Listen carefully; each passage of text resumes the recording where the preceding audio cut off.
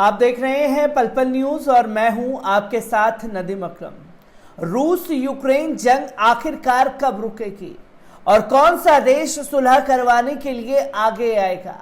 हर किसी की निगाहें अब तुर्की के राष्ट्रपति रजब तैयब अर्दोगान के ऊपर आकर के टिक गई हैं, क्योंकि रजब तैयब अर्दोगान ने बीते कुछ सालों में ऐसे कामों को अंजाम दिया है जिसके चलते अब हर कोई उम्मीद लगाए बैठा है कि तुर्की जो है इस काम को भी अंजाम देगा। क्योंकि अजरबैजान आर्मेनिया के जंग की बात की जाए तो तुर्की ने आगे आकर के कदम उठाया और इस जंग को रोकने में कामयाब रहे। वहीं तुर्की ने इजराइल फिलिस्तीन के मामले पर भी रूस के विदेश मंत्री और पाकिस्तान के विदेश मंत्री और तमाम ईरान के विदेश मंत्रियों के साथ जाकर के यूएन पर प्रेशर बनाया, तब जाकर के अगले दिन इजराइल को फिलिस्तीन के ऊपर बमबारी करने से रोकना पड़ा। और अब मामला रूस और यूक्रेन के बीच का है, जहां अमेरिका, फ्रांस, जर्मन जैसे देश ये चाहते हैं कि ये जंग चलती रहे ताकि उनके हथियारों का जो जखीरा है वो तैयार होता रहे और हथियारों को वो बेच सके यूक्रेन को और उसी के चलते जो है अपने देश के लिए कमाई कर सके। पर यहां कौन देश आगे आएगा, ये सबसे बड़ा सवाल खड़ा हो रहा था और अब इस काम को भी अंजाम देने का बेड़ा अपने कंधों पर रजब तैयब अर्दोगान ने ले लिया है, जिसके चलते उन्होंने रूस के राष्ट्रपति और यूक्रेन के राष्ट्रपति से लगातार संपर्क तेज कर दिया है, जिसमें लगातार पुतिन और जेलेंस्की से बातचीत हो रही है। किस तरीके से रजब तैयब अर्दोगान ने इस प्लानिंग को तैयार किया है, पहले इस रिपोर्ट पर नजर डालते हैं। आपको बता दें कि तुर्की के राष्ट्रपति अर्दोगान ने पुतिन और जेलेंस्की से संपर्क बढ़ा दिया है। तुर्की के राष्ट्रपति ने बताया है कि युद्ध को रुकवाने के लिए रूस और यूक्रेन के राष्ट्रपतियों के साथ संपर्क में है। यूक्रेन युद्ध आरंभ होने के समय से तुर्की इस मामले में मध्यस्थता निभाने के प्रयास करता रहा है, किंतु अभी तक इसमें सफल नहीं हो सका है। तुर्की में रूस और यूक्रेन के विदेश मंत्रियों की वार्ता का कोई खास नतीजा नहीं निकला था। इस द्विपक्षीय वार्ता एकमात्र परिणाम यह निकला था कि कुछ क्षेत्रों में नागरिकों को निकालने के लिए सहमति बन पाई थी। अंकारा के हॉलैंड के प्रधानमंत्री मार्क रूथे के साथ भेंटवार्ता के बाद एक संयुक्त संवाददाता सम्मेलन में रजब तैयब अर्दोगान ने कहा कि यूक्रेन संकट के आरंभ के समय से ही हमने एक स्पष्ट नीति अपना रखी है। उन्होंने कहा कि हमने संघर्षरत पक्षों से भावना का आह्वान किया है। याद रहे कि यूक्रेन युद्ध को आरंभ हुए अब लगभग 1 महीना हो चुका है। इस बीच युद्ध के दौरान यूक्रेन में बहुत विनाश हुआ है। उधर यूक्रेन के राष्ट्रपति अपने सहयोगियों से गिला कर चुके हैं कि उनको इस प्रकार का सहयोग नहीं मिल रहा जैसा मिलना चाहिए।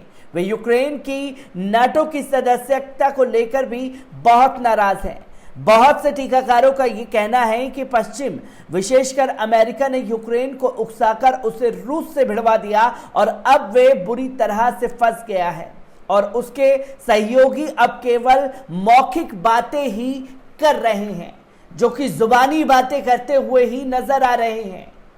रजब तैयब अर्दोगान ने आगे आकर के पहल की है इस जंग को रुकवाने के लिए। आपको बता दें कि कई सारे सवाल जो हैं वो खड़े होते हैं रूस यूक्रेन जंग के बीच में। जैसे तुर्की रोकने का प्रयास कर रहा है, ऐसे सुलझेगा रूस और यूक्रेन का विवाद।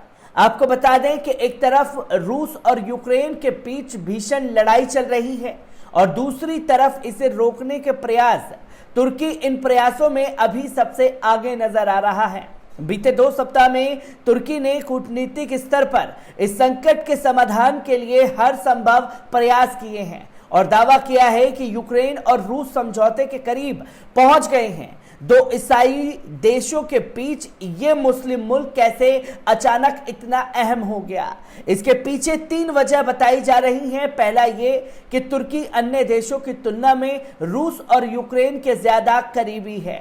दूसरा, रूस इस मामले में अमेरिका या तमाम पश्चिम देशों को लीड नहीं लेने देना चाहता और तुर्की के जरिए पूर्वी यूरोप में एक बड़े भाई की भूमिका में नजर आना चाहता है। तीसरा, रूस पहले ही अजरबैजान, लीबिया और सीरिया में हुए खून खराबे रोकने में तुर्की की परख चुका है। क्या तुर्की दोनों देशों को समझौते तक ले जा सकता है? तुर्की की स्थिति और प्रभाव क्या है, यही समझने के लिए हमने बात की अमर अनस से, जो तुर्की की अंकारा यिल्दिरिम बेयजिद यूनिवर्सिटी में इंटरनेशनल रिलेशंस पढ़ाते हैं। आपको बता दें कि तुर्की का दावा है कि वो रूस और यूक्रेन समझौते के करीब ला रहा है। तुर्की और रूस के बीच कई जगह सुरक्षा सहयोग है। इसकी वजह यह है कि दोनों देश विश्वास पैदा हुआ है। जैसे अजरबैजान, लीबिया और सीरिया में तुर्की और रूस के बीच सुरक्षा सहयोग हुआ है, जिससे सैन्य स्तर पर भरोसा और संभावनाएं पैदा हुई हैं। तुर्की का यूक्रेन और रूस के बीच मध्यस्थता करने का प्रस्ताव इसलिए महत्वपूर्ण है क्योंकि वो समझौते को प्रैक्टिकल डिलीवरी करने की स्थिति में है। इसी तरह से यूक्रेन के साथ तुर्की के पुराने और मजबूत संबंध हैं।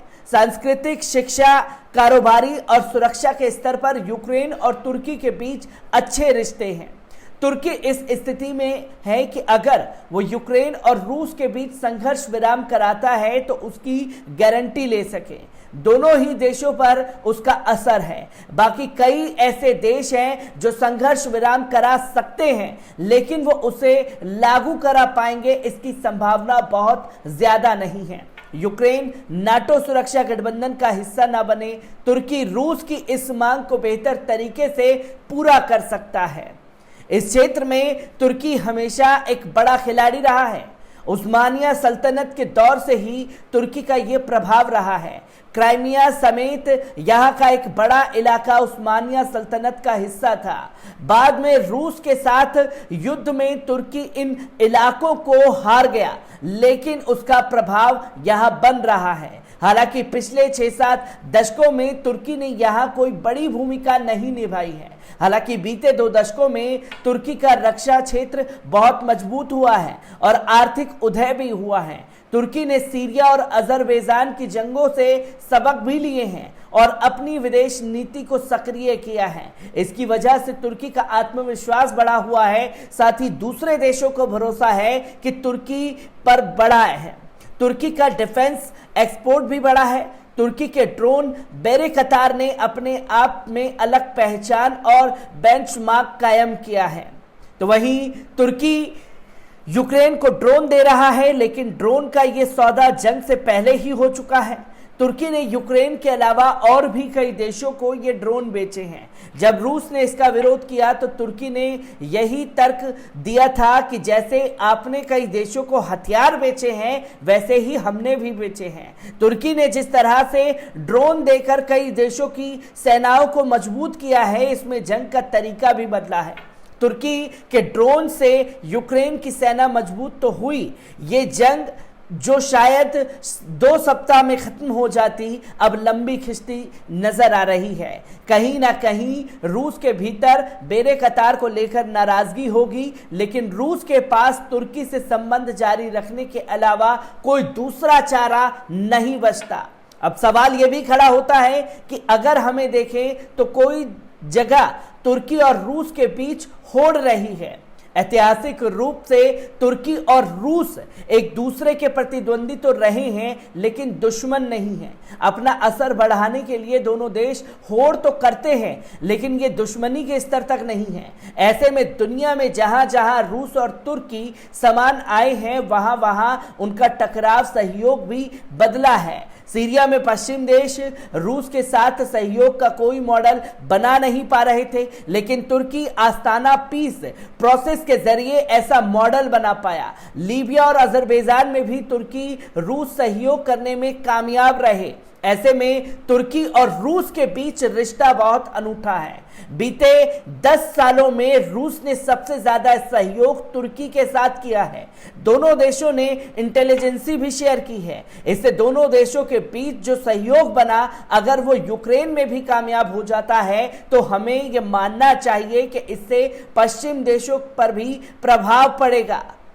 ये तमाम सवाल जो हैं वो खड़े करते हैं रूस यूक्रेन जंग को रुकवाने के लिए, जिसके कदम को उठाने की बेड़ा राष्ट्रपति रजब तैयब अर्दोगान ने अपने कंधों पर ले लिया है। यानी कि यह समझा जा सकता है कि दो ईसाई देशों की जंग में यह मुस्लिम देश अपना एक अलग ही रोल बनाने पर लगा हुआ है, जिससे ये युद्ध पर अल्पविराम लगा करके अपनी राजनीति को और बुलंद कर सकता है, जिससे अमेरिका बौखला सकता है। साथ ही साथ तमाम देश अमेरिका के खिलाफ बिगुल फूंक चुके हैं, तो वहीं तुर्की ने भी समय समय पर आईना दिखाया है। और अगर तुर्की रूस यूक्रेन की जंग को रुकवाने में कामयाब हो जाता है तो दुनिया भर में उसका कद और बढ़ जाएगा। मैं ऐसी ही खबरों से आपको रूबरू कराता रहूंगा। दीजिए इजाजत, शुक्रिया।